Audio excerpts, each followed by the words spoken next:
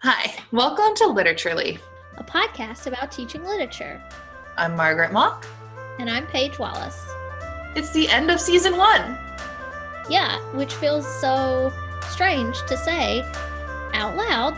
We recorded so many episodes, and we've done this for like a whole half of a year, basically, or a little bit more, right, Margaret? Yeah, I think you and I talked about this off recording, that we did 16 episodes, which corresponds with the 16-week semester, which is maybe the most niche academic decision to make with a podcast. We can claim that we did that on purpose, and it wasn't happenstance. We were just that organized. We're like, yeah, it's going to be 16 weeks. It's just some numerology stuff for everyone out there.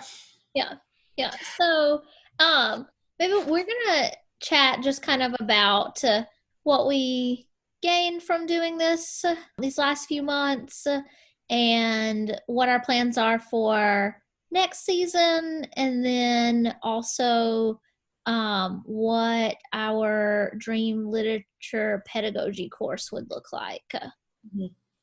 Yeah, so I'm going to put you on the spot. What some end of semester reflections? What have you gained, Paige? End of semester reflections. So I think that I've gained something in terms of like being more available to like put myself out there. We've talked about before that academia can be a really isolating thing.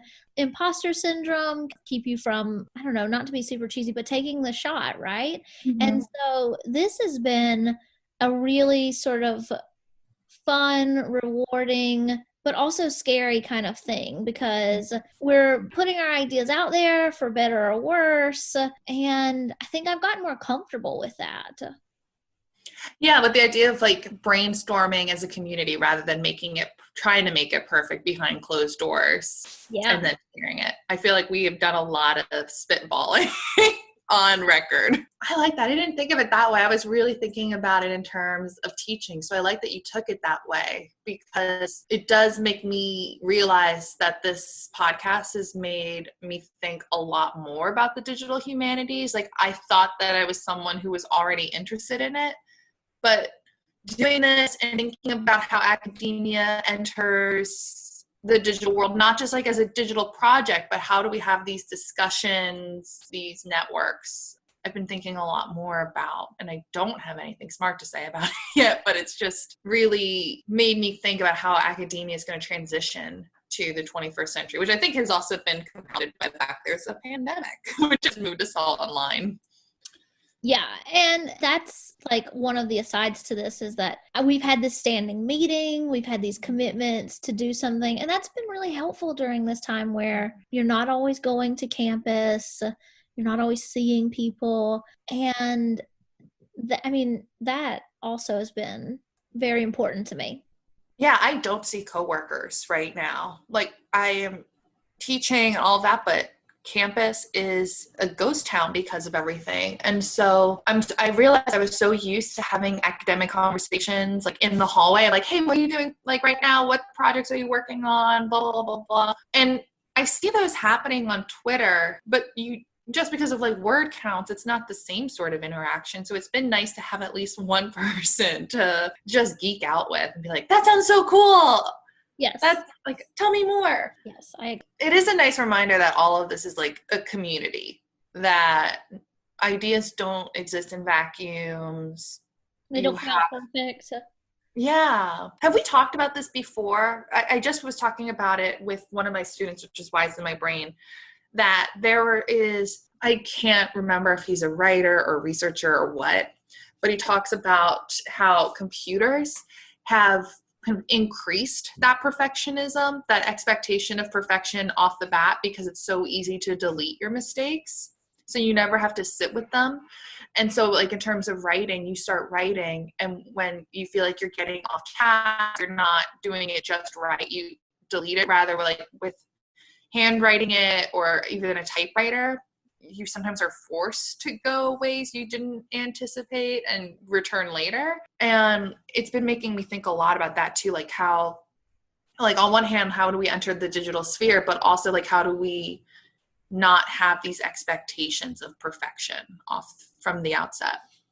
Definitely. Yeah, I'd not heard that before. I think just thinking about it, like I have a lot less anxiety if I'm writing on paper versus like typing. Whoever this man was, he was also talking about how he has a collection of typewriters. And at the beginning of that, I was like, the collection of typewriters. And by the end, I was like, I think I need to buy a typewriter.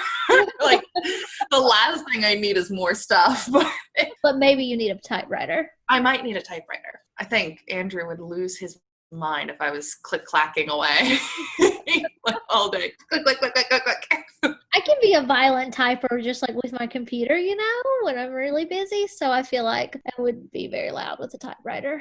Yeah. One of the other things I was excited with this podcast, just to pivot, is it's also, I feel like it's going to be more conscientious as like when developing a syllabus, of really thinking about my objectives and sort of that Bloom's taxonomy, which we might circle back to, and not just, oh, this is what I'm interested in, this is what I like, this is what I'm working on right now. And that's something I've always tried to do, but thinking of this podcast, I feel like it's just given me more skills and approaches to be more conscientious with it.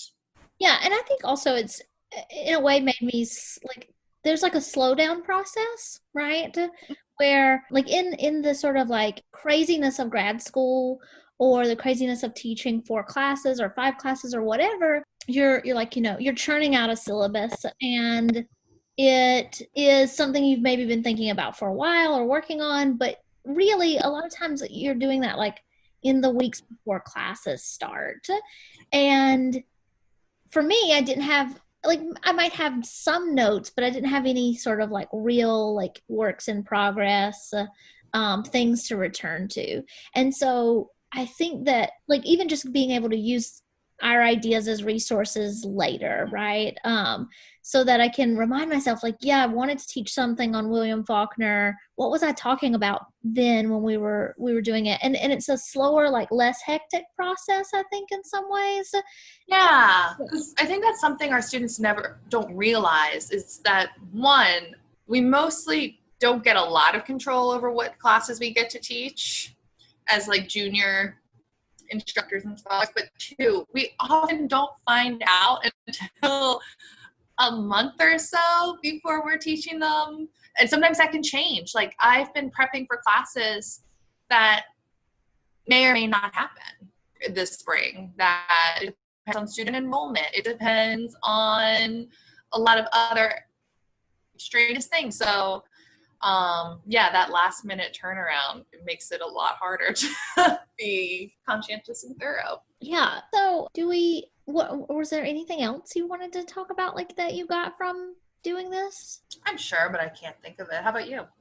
Yeah, no, I think we covered a lot of big things. Community, being better teachers.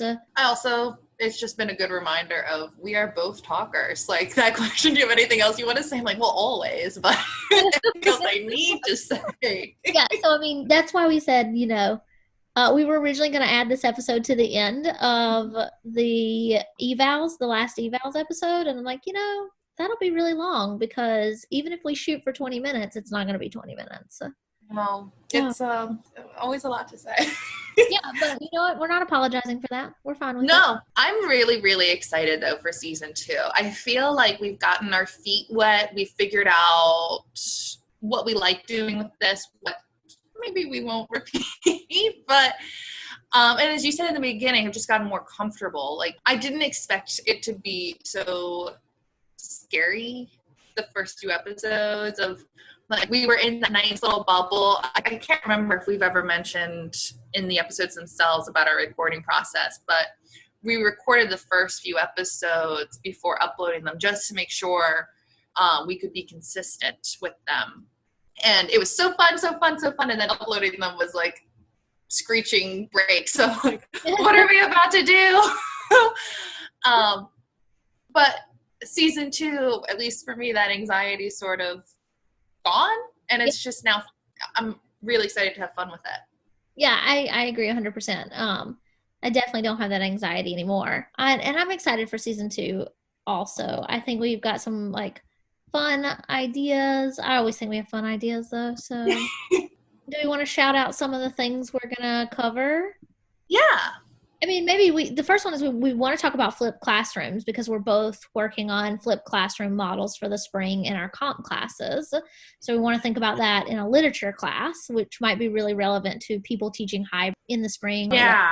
And I think you and I both have this experience that before this past semester, everything I'd ever heard about flipped classrooms from other teachers and scholars was really negative, of just like, oh, that's for people who aren't good at lecturing. And so I never had really sought it out further.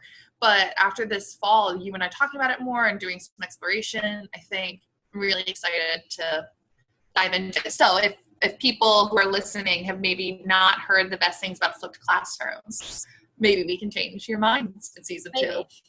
Yeah. I actually had not heard that. So I saw it a few times where it was like people kind of knocking that it was for professors who like aren't charismatic or professors who aren't comfortable lecturing. I don't know. It was like very much seemed like a not positive is what I saw. Interesting. But after really exploring it, I think it has so much potential. I think it's an unfair write-off. Yeah. So that's one thing we're going to talk about. We're also going to talk about what's one of the things you want to shout out, Margaret? I'm excited about a lot. I'm thinking about one that I don't want to shout out just yet. Teaser. But I am really excited, I think, for the episode we're going to do on teaching motherhood, since both of us have studied it. And I think I'm just really excited because our approaches are pretty different from one another. And I'm excited to hear how you teach it and dive in deep. And I've mentioned this to you in the past.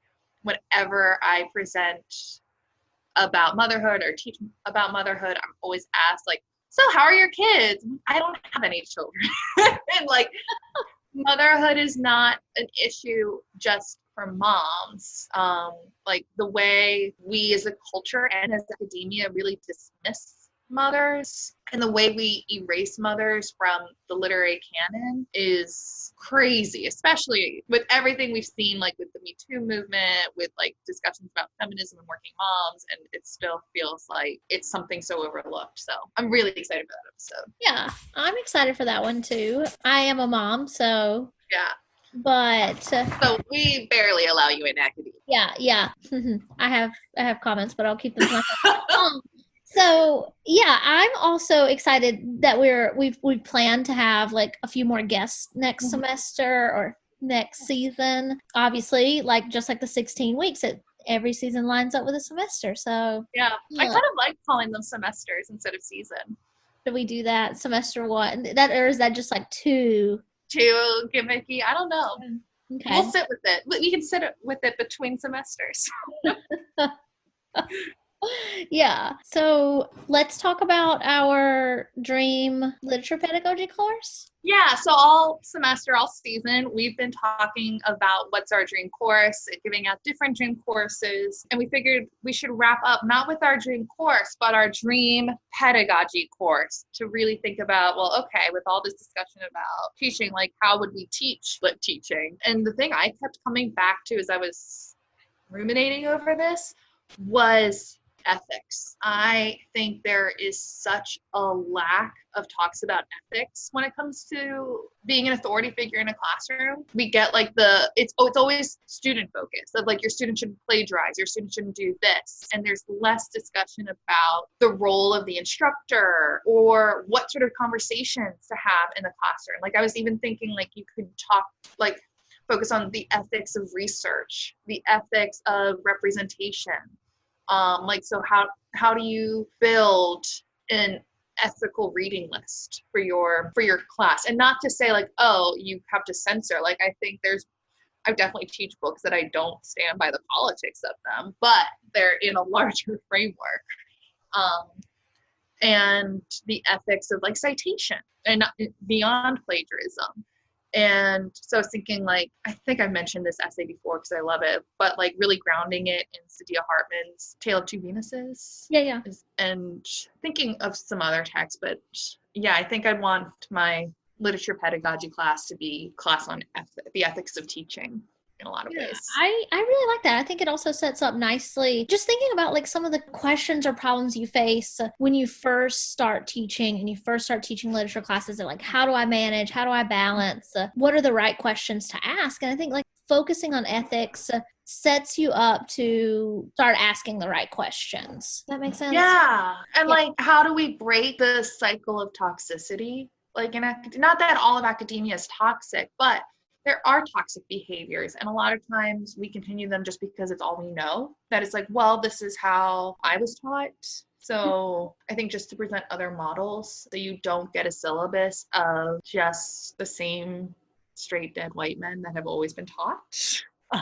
So you don't silence your students in the classroom. Also, even like thinking about the ethics of feedback that you give your students. Like, I've had students tell me like the most horrific things that teachers and professors have told them in the past. And I hear the comments, and I know that the professors and teachers like just think they're doing their job when they tell them their comments. Like, they aren't on the surface level malicious. It's not like they're attacking the student as a person, but they're not giving constructive feedback where there's nothing about how to improve. And I think a lot of times it's because those instructors assume that should happen in a comp class, not a literature class. But to know how to read, you have to know how to write, and to know how to write, you have to know how to read. Like, they're so tied together, and academic writing is so particular that I'm still learning how to do it. I'm still like being told that's not actually how this works. So I don't know how we expect undergrads to know how to signpost. Figure it out.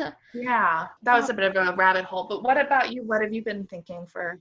Well, I didn't think about it in terms of ethics at all. I thought about it like, wow, I would not feel qualified to teach other people how to teach literature. And so if I were doing this, it would be about crowdsourcing. I think I was thinking about like, having teaching literature is such a broad stroke brush, right? It's like, this is why we have a podcast on teaching literature. Every episode is entirely different. And so there's not a model or one right way to do things. And so thinking about myself when I first started, like as a graduate instructor and moving from comp to literature, something that would have helped me was to have some guidance on finding, like, again, like we started in the first episode, like talking about how I really like resources, but figuring out my resources, like what I'm interested in, what kind of approaches I want to take. And so I would really start, like, if this were a workshop or something, by having people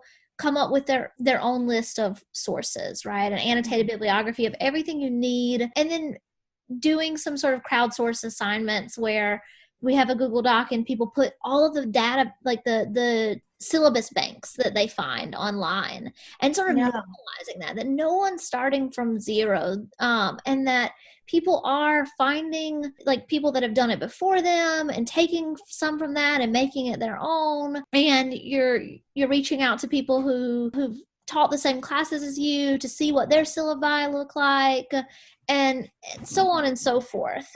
And so I think that that's how I would sort of approach it in this really sort of practical, right? Like, let's start with what you need to read, where you can find your resources, how you would build, not, reinvent the wheel, but how you would build something from the sort of scaffolding that's already there so you can get some footing. And what does that look like practically? And then it might be having students or fellow junior faculty, instructors, graduate students, whatever, jumping in like peer groups for the entire semester. So, come up with an assignment that you would attach to this particular reading, right? Because even something like figuring out how discussions work in a literature class can be very daunting. And so you can try out your techniques with your peer group and get some feedback on how that works. Because, as well as I do, that you'll try an assignment or an approach for discussion or whatever it might be, and, it fails, and you realize right away why it failed. And if you'd had an opportunity, right, your opportunity was in that class. But I don't want to say you let the students down, but it is, it doesn't feel that discomfort of having to figure it out on the fly of like, yeah. Okay, how do I pivot? It's not working. And so then like having the opportunity to test run some things, right? And to do it in a way that's not about an evaluation, right? Because that's normally where you get the feedback. Yeah. When something's not working, it's from your students evaluating you, from you being able to be reflective and figure out what's wrong, or from a superior, or, sometimes a peer, right? But usually superior evaluating your performance. And I think that this potential as a class is to sort of test run some of these things, or some of your ideas, and get some feedback in the moment. I really like that idea too of crowdsourcing from the beginning and sharing assignments to destigmatize that sharing, because so often people get really precious with their teaching materials. And you and I have talked about this before, that you and I could be given the same reading, the same activity to our students, and it would be two very different classroom experiences, because we're different people. We have different focuses, and we're going to end up focusing on different parts of the text with our students, or giving them different types of feedback, and both can be super productive, but they're just, even if we were given like the same PowerPoint, the way it would be delivered would be so different. And so I think realizing that like sharing materials doesn't mean necessarily like totally standardizing a class, or like losing your own personality, or like losing, I don't know. And I think there's still some ethics, right? Yeah. So, like for example, ASLE has a database of syllabi that are available. So ethically, like those syllabi are being made available to other people. It's crowdsourcing, and you don't have to feel, I'm being a terrible person because I'm not building this syllabus entirely from scratch, right? That's different than, finding someone's professional website, taking their stuff and not reaching out, or not saying anything, not knowing them. And so there are some ethics to that as well, I think. Yeah, definitely use resources that are meant as resources, which there's a lot out there. There's a lot of different like institutions and whatnot. And I think I talked to you about it in our book club recently. Like the Merriam-Webster archives have like teaching materials and things like that.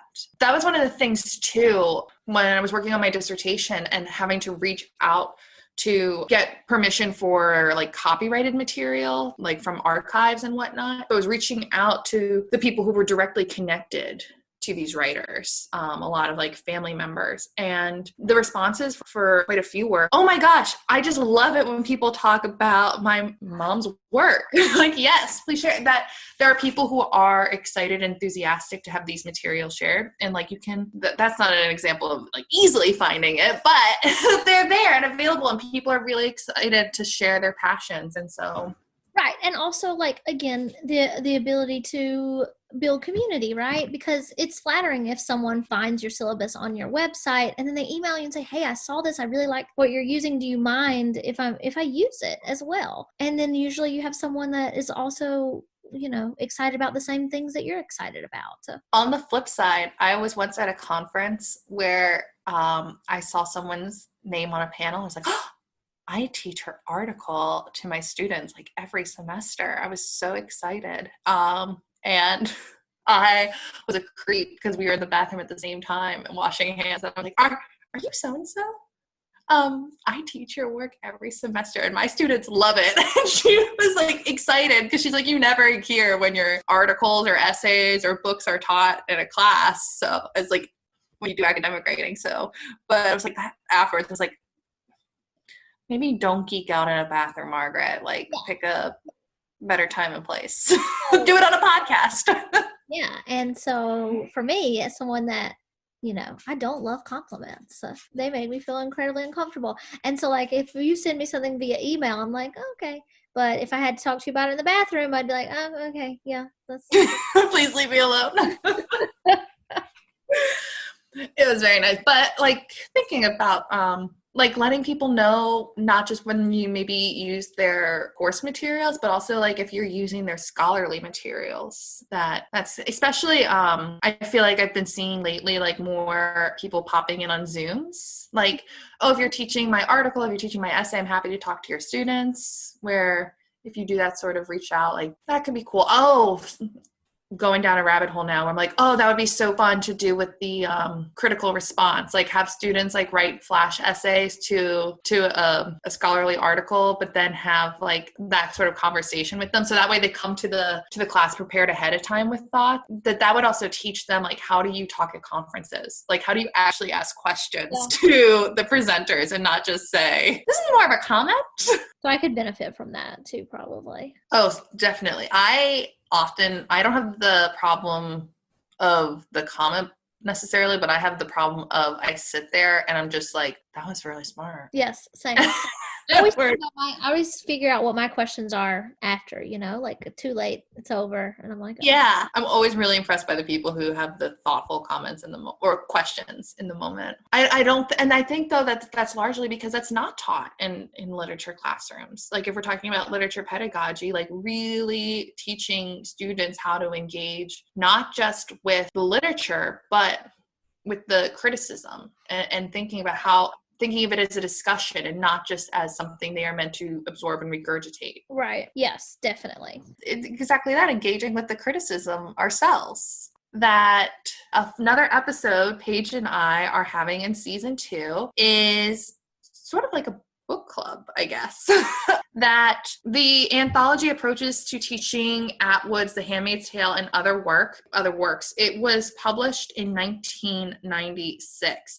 And they are releasing like a new edition, like with new essays, chapters, all of that, probably in a couple of years. But the process is starting. And so we thought it'd be really fun to do an episode on just that, like approaches to teaching Atwood's The Handmaid's Tale and other works, but through this anthology. So it's edited by Sharon R. Wilson, Thomas B. Friedman, and Shannon Hengen. And it was the publisher is MLA, the Modern Language Association, but it was pretty easy for us to find it online. I don't think, so it's readily available. So for anyone who would be interested in reading the essays ahead of time.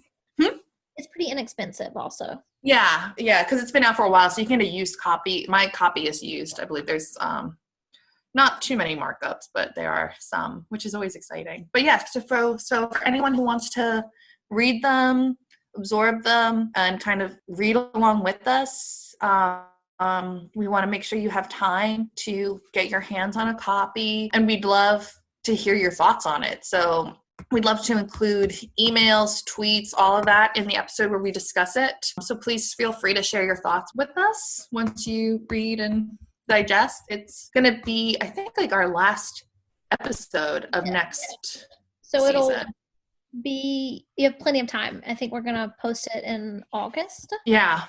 So if you're super busy right now with 2020, don't worry. You have like 8 months, but we want to give you a heads up now. And if you wanted to teach an Atwood class in the spring, in next fall. Yeah, that would be so exciting. I want to teach an Atwood class in the fall. Yeah, me too. Well, I guess we've reached the end. For now. So we will see everyone in season 2. Should we tease the first episode of season 2? Yeah, do it. So our first episode is going to be on teaching civil rights in a literature class. And I think we're going to be taking a few different angles on this and what we mean by civil rights in a literature class, fiction, nonfiction, action, all of that. I'm really excited for that episode. All right, Margaret. It's been fun. It's been fun. I will talk to you next episode and not before. Actually, you know what? We're going to hang up and talk to each other again. So it's fine. Bye. Bye.